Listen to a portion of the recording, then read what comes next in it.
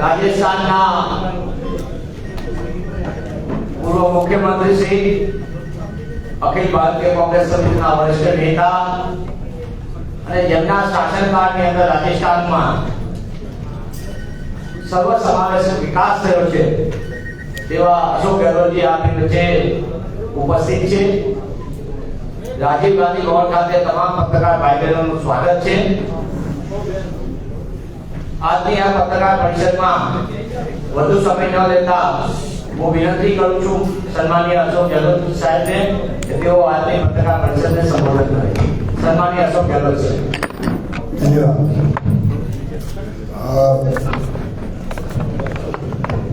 नमस्कार सबको। जैसा कि अभी आप सब जानते हैं कि चुनाव के 2 फेज हो चुके हैं। 2 फेज में जो स्थिति बनी है उसका आभास हो चुका है प्रधानमंत्री जी को भी, उनके सलाहकारों को भी।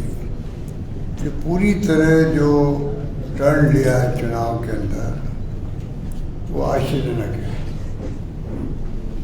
चुनाव लड़े जाते हैं, कोई दुश्मनी तो है नहीं हमारी आपस में, विचारधारा पे लड़ना चाहिए। चुनाव में इश्यू बेच क्या है, इश्यू है उस पर लड़ना चाहिए। मैनिफेस्टो में क्या वादे किए गए हैं उस पे चुनाव लड़े जाते हैं। तो आपने देखा होगा कि प्रधानमंत्री स्वयं इतने बुखला गए हैं कि वो बिल्कुल ही कहना चाहिए कि जो भाषा काम ले रहे हैं, राजस्थान के 5 से शुरुआत करी उन्होंने, पूरे देश में उसकी आलोचना हुई है। जिस प्रकार से आपने बहुत हल्की लैंग्वेज काम ली, कमेंट किए, बेतुकी बातें करी, कोई समझ नहीं है मैनिफेस्टो में क्या लिखा हुआ वो तो कोई पढ़ सकता है। लिखी हुई बातों का आप कैसे जुड़ना सकते हो? जो बातें लिख गई है, छप गई है, 5 न्याय और 25 गारंटी, वो तो लिखा हुआ है। आपका अपना मैनिफेस्टो है जो झूठ का पुलिंदा है वो।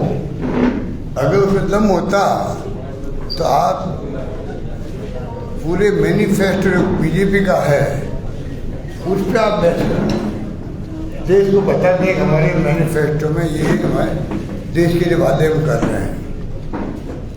उसकी बजाय आप पूरी तरह से कांग्रेस की जो मैनिफेस्टो है, जो वादे हमारे हैं, जो शानदार इतिहास बन गया है आज़ादी के बाद में, मैं जहाँ तक समझता हूँ कि इतना शानदार मैनिफेस्टो बना है, जो डॉक्यूमेंट बन गया देश में, इतिहासी डॉक्यूमेंट बन गया, क्योंकि सभी वर्गों के लिए बात की गई 5 न्याय के रूप में।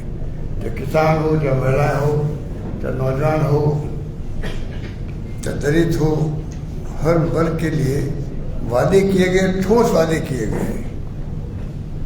उस पर आप कमेंट कर रहे हो, उनको इंटरप्रेट खुद कर रहे हो। आप कौन होते हो हमारे वादों को इंटरप्रेट करने वाले? आप अपनी बात क्यों नहीं कह रहे? आप बताओ देश को हमने वादे किए हैं, हम उस पर आपको वोट मांगते हैं, वो नहीं कह रहे वो। तो देश भर के अंदर इस बात को लेकर आक्रोश है। जो लैंग्वेज काम ली जा रही है, झूठ का सहारा लिया जा रहा है, उससे समझ नहीं आ रही है कि जो मुख्य समस्या देश की है। राहुल गांधी बार बार 10,000 किलोमीटर की यात्रा करने के बाद में जो निचोड़ निकला है पब्लिक के फीडबैक का, उसके आधार पर ये मैनिफेस्टो के 5 निकल के आए हैं। और मुख्य जो देश की समस्या है, चाहे महंगाई, चाहे बेरोजगारी, चाहे गरीब अमीर की बीच में खाई बढ़ती जा रही है, चाहे प्यार मोहब्बत भाईचारा होना चाहिए, इस पे क्यों नहीं बहस हो रही है? तो आप सोच लीजिए कि चुनाव, मैंने पहले भी कई बार कहा था कि देश किस दिशा में जा रहा है कोई नहीं जानता, किस दिशा में जाएगा किसी को नहीं मालूम है। इस खतरनाक स्थिति से मुल्क गुजर रहा है, जहाँ डेमोक्रेसी खतरे में है, जहाँ डॉक्टर अम्बेडकर के संविधान की धज्जियां उड़ रही है, और जिस रूप में ईडी, इनकम टैक्स, सीबीआई का दुरुपयोग हो रहा है, दो मुख्यमंत्री जेल में बैठे हुए हैं, कांग्रेस के अकाउंट्स बंद कर दिए गए हैं, यूएनए को, अमेरिका को, जर्मनी को, कई मुल्कों को बोलना पड़ा कि देश में हो क्या रहा है। जिस देश का सम्मान हम करते हैं, दुनिया सम्मान करते हैं यहाँ की डेमोक्रेसी की, उस देश में डेमोक्रेसी का क्या होगा? ये अगर कमेंट्स दुनिया भर से आने लग गए हैं, और संयुक्त राष्ट्र संघ अगर कहे तो पूरी दुनिया के जो मुल्क मेंबर हैं 170 के आसपास, वहाँ क्या बात पहुँची होगी, कोई सोच सकता है क्या? इलेक्ट्रल बॉन्ड अगर निर्मला सीतारमण जी के हस्बैंड खुद कहे ये देश का नहीं दुनिया का सबसे बड़ा घोटाला है, और मोदी जी खुद के बारे में, उनकी गवर्नेंस के बारे में क्या क्या कहा, वो भी आपको मालूम है, वो मैं वापस रिपीट क्या करूँ, सबको मालूम है। तो आप सोच सकते हैं कि इस प्रकार के हालात में देश चल रहा है, और क्या लोगों को भ्रमित कर रहे हैं। सोना इकट्ठा कर लेंगे, 2 भैंसे हैं तो 1 भैंस ले लेंगे, 4 एकड़ जमीन है 2 एकड़ जमीन ले लेंगे, मंगलसूत्र ले लेके उनको बांट देंगे, दूसरे लोगों को बांट देंगे। ये कोई प्रधानमंत्री की, दुनिया किसी प्रधानमंत्री की क्या कोई लैंग्वेज हो सकती है क्या? ये लैंग्वेज देखिए राजनीति की बात नहीं है। हमें चिंता करेंगे हमारा मुल्क का प्रधानमंत्री। मैंने मोदी जी को भी कहा था यहाँ पर मानगढ़ के अंदर कि मोदी जी आप दुनिया में जाते हो, हम लोग एक स्टेज बैठे थे तो चल रहा था मानगढ़ में, मैं कहा दुनिया भर में जाते हो तो लोग कहते हैं कि देखिए मतलब हिंदुस्तान के बारे में, डेमोक्रेसी के बारे में, देश के बारे में एक अलग सम्मान है। वो इसलिए है क्योंकि वो जानते हैं कि देश में एक गांधी का देश है, ये किस प्रकार से डेमोक्रेसी जिंदा रखा है 70 साल तक, इसलिए सम्मान होता है आपका भी। आज उन बातों की धज्जियां उड़ रही है। हम चिंता कर रहे हैं कि पता नहीं आने वाले वक्त में किस प्रकार से किसान आंदोलन कर रहे हैं, कोई परवाह नहीं करी।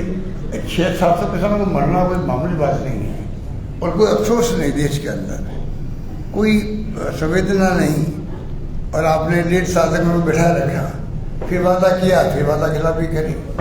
मैं खुद जब मुख्यमंत्री था, जब मुख्यमंत्री नरेंद्र मोदी जी थे यहाँ पर 98 के अंदर 2003 तक, तब मोदी जी बोला करते थे MSP का कानून बनना चाहिए। अब जब 10 साल हो गए प्रधानमंत्री बने हुए, अब गारंटी की बात है, पूरे देश भर में गारंटी से भरा हुआ है। ना तो बीजेपी का नाम है, ना कैंडिडेट का नाम है, ना फोटो है, मोदी की गारंटी। तो मोदी की गारंटी से शुरू हो गई थी 14 के अंदर, काला धन लेके आऊँगा, 15 लाख में बांट दूंगा, वो तो कोई मालूम जुमला था, उन्होंने खुद ने कह दिया।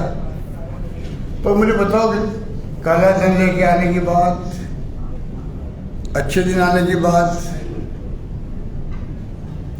किसानों की आमदन दुगनी कर देंगे, पिंक रिवोल्यूशन की बात करते थे वो उस वक्त में।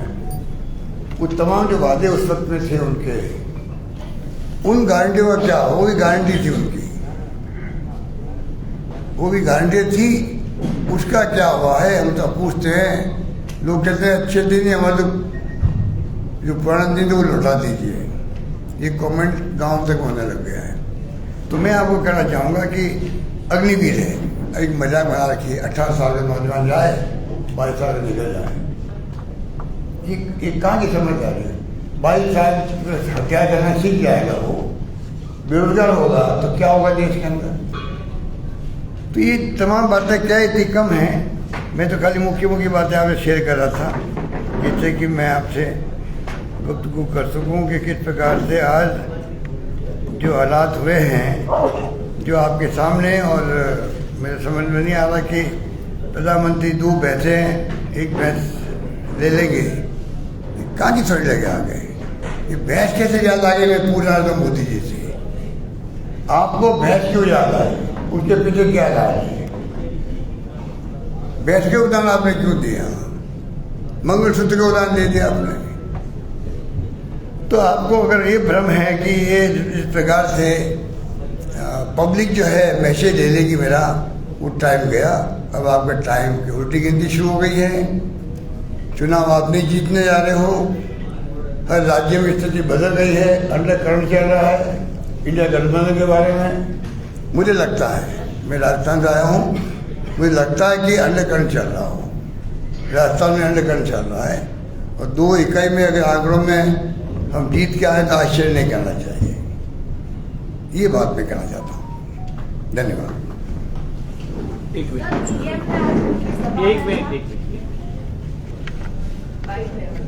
हाँ हाँ यस सर, पीएम ने आज उनकी सभा में कहा है, राहुल जी का नाम लिए बिना, कि ये जो अनामत को लेके बात है उसमें मुस्लिमों को अनामत नहीं दी जाएगी और SC ST OBC अनामत जो है उसमें भी कोई फेरफार नहीं होगा। क्या आरक्षण ये मोदी ने समझा आरक्षण किसी का SC ST ये नहीं होगा, माइनॉरिटी की नहीं मिल जाएगा, ऐसे ही आरक्षण खत्म नहीं करेंगे। हाँ हम तो बोले ये ऐसा बोला है कि हम डर रहे हैं। ये कहने युवती क्यों बड़ी उनको, इतने घबराए हुए हैं। 400 पार की बात क्यों की उन्होंने, कांग्रेस मुक्त भारत की बात क्यों की उन्होंने। ऐसा माहौल बनाया 10 साल के अंदर कि आज लोगों को एहसास हो गया, हिंदुस्तान भर के शेड्यूल कास्ट शेड्यूल ट्राइब लोगों को किसने जाके कहा ये बातें, उनके जहन में बात आ गई कि 400 की बात कर रहे हैं, ये समझते उन्हें हैं, इसका मतलब ये संविधान को बदल देंगे। ये इशू क्यों बना, उनको समझ नहीं पड़ रही है, नहीं बदलेंगे। अम्बेडकर साहब खुद आ जाए तो नहीं बदलेंगे। अब अम्बेडकर साहब का उदाहरण देने की जरूरत क्या थी उनको। तो कहने का मतलब ये उन्होंने खुद ने माहौल जो बनाया देश के अंदर, उसके कारण सब कुछ हुआ है। धर्म के आधार पर उन्होंने बोला है कि ये आरक्षण का जो डिवाइडेड करने की जो बात है कांग्रेस का मैनिफेस्टो में, जो कर्नाटका ने आंध्र प्रदेश का जो उदाहरण है उसके आधार पर बोला है उन्होंने, उस पर लेके क्या स्टैंड है कांग्रेस का। Not issue. Second thing yes, ये बोल भाई एक मिनट, ये बोल रहा है कि धर्म के आधार पर आरक्षण की बात है, हमारे मैनिफेस्टो ये गलत है, झूठ बोल रहे हैं। देखो हमारे मैनिफेस्टो को वो तोड़ मोड़ के बात कर रहे हैं, तब मैं कह सकता हूँ। यस वन मिनट मैनिफेस्टो में अधर्म के आधार पर नहीं है, नहीं, हमारे clear. मैनिफेस्टो में धर्म के आधार पर आरक्षण को नहीं कहा गया, किसने कहा? वो गलत बता रहे हैं। यस एक मिनट गौरव भाई देन जाला यस प्रधानमंत्री ने आनंद में ये दावा किया है कि इंडिया गठबंधन के इरादे बहुत खतरनाक है। पहले लव जिहाद था, फिर लैंड जिहाद आया, अब ये वोट जिहाद की बात कर रहे हैं। प्रधानमंत्री ने आरोप लगाया है इंडिया गठबंधन पे कि वो वोट जिहाद की बात कर रहे हैं। लव जिहाद मैंने ही तो कहा आपको। इस पर प्रधानमंत्री जी जिस लैंग्वेज में बात कर रहे हैं, मैं इतना ही कह सकता हूँ कि एक बुखला हुआ व्यक्ति कोई होता है, वो जब वर्तमान हालात में बुखला जाता है तो उनके मुंह से वो बातें उसके मुंह से ऐसी बातें निकलती है कि वो क्या कहना चाहता है, क्या निकल जाता है। ये उनकी स्थिति बन गई है। गहलोत जी, यस कमल भाई, गुजरात में है, गुजरात में उन्होंने फिर एक बार कहा कि कांग्रेस और पाकिस्तान की पार्टनरशिप ओपन हो गई है। फिर एक बार पाकिस्तान का इन्वॉल्वमेंट हो रहा है पूरे चुनाव में। फिर एक बार बात हुई पाकिस्तान और कांग्रेस के साथ जुड़ा। ये भी उसी का जो मैंने अभी 1 मिनट पहले कहा ना कि वो क्या बोलते हैं उनको मालूम नहीं पड़ रहा है, वो स्थिति में पहुंच गए। उनके दिमाग में इतनी बोखलाहट हो गई है कि वो क्या बोलते हैं, पाकिस्तान लेके आ गए। भाई आप देखिए ना, जो जो बातें बोली है वो आपके सामने हैं। बांसवाड़ा के बाद में जो बातें बोल रहे हैं वो सब जगह, वो बातें कोई मेल नहीं खाती ना हमारे मैनिफेस्टो में भी लिखा हुआ है, उसको इंटरप्रेट वो कर रहे हैं।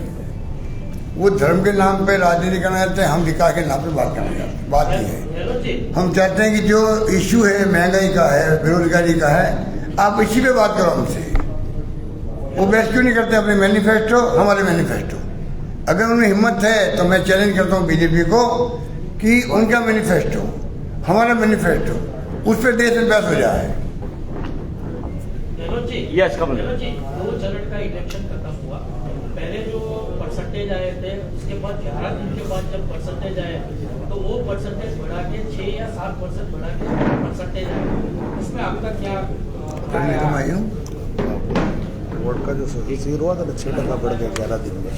हाँ, ये आपने जो पॉइंट उठाया है, शायद आप इंडियन एक्सप्रेस में जो स्टोरी उसी की बात कर रहे हैं आप। यस।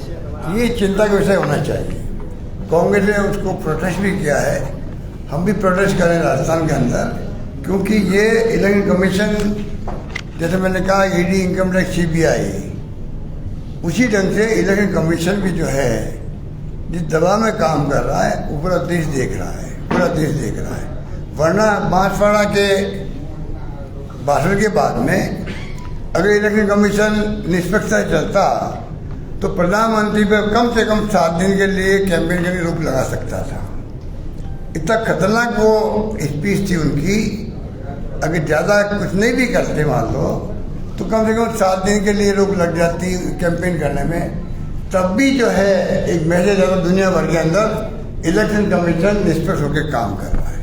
यस मिस्टर, उसकी तो हम लोग फिक्र मंगा रहे हैं, इलेक्शन कमीशन से देख लीजिए। यस चलो सर, गुजरात में भारतीय जनता पार्टी के खिलाफ क्षत्रिय समुदाय का आंदोलन चल रहा है, आपके संज्ञान में होगा, 1 महीने से चल रहा है।